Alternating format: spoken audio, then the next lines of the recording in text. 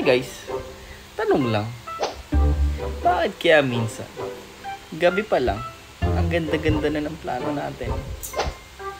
Bukas, sabihin mo sa sarili mo, gigising ako ng maaga para mag-jogging.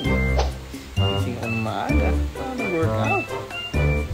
After ko mag-workout, kain ako.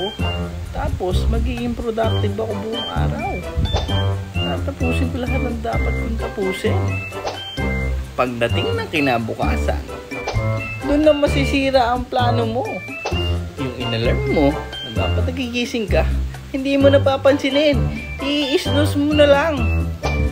Kaya dahil doon, tatangkaliin ka na ng gising. Sira na yung plano mo. Magkakaroon ka na ng rason para ipagpabukas na ulit yung plano mo. Ba't ganon? Tanong lang guys.